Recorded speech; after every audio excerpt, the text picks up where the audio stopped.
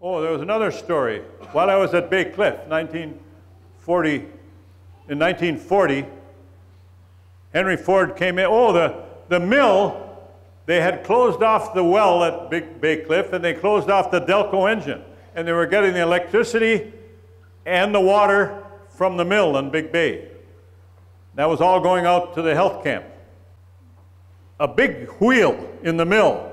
And by the way, that mill was dirty, greasy, mud. Mud up here. Everybody had to wear boots, and everybody was in overalls, greasy overalls, and they were waddling around in the water, and the tar paper buildings, half of them leaning and all this. It was a one-stack mill first, and then in 1920 they put a two-stack mill, and 24 the three-stack mill. Then after they rejuvenated when the Brunswick, when the Carey and Hansen Lumber Company came in, the four-stack mill in 1938, that the big storm, all four stacks went down, blew down. They kicked all the lumberjacks out of Big Bay. They didn't have food for them. They were marching in from the camps looking for something to eat. That's another story. Where was I? Oh yeah, we ran out of, there was no electricity, no water, and 200 crippled kids and 80 counselors, and I had to go up in the arbor there and pump 6 pails of water for each meal and haul them down to drink. But we went down to the lake with big milk cans and fill the cans out of the lake for dishwashing and cooking and so forth.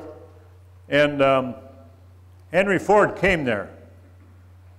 And he said, "What's going on? No lights, no water.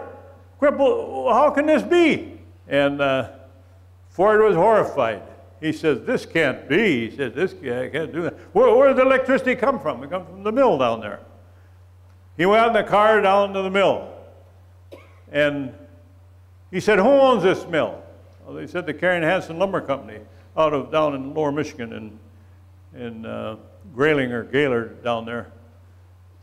Well, he says, "Who's in charge here?" Well, they had somebody that was in charge. They said, "What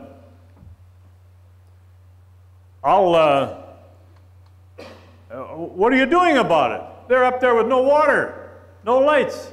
He said, "Well, we've sent to Chicago, and there's 4 engineers coming up. They should be here in a few days now, and they're going to get that wheel back on its mounting again, and they'll have water in about a week." "That's too long," he said. He said, "Can I handle this? Can I engineer this?" And they said, "Well, if you want." He said, "I'll pay."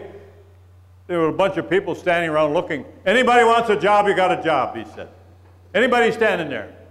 There was about 6, 8 people standing there. And he says, "All right, you're all on the payroll." And he had that wheel back on in 2 days' time, and he had everything going again.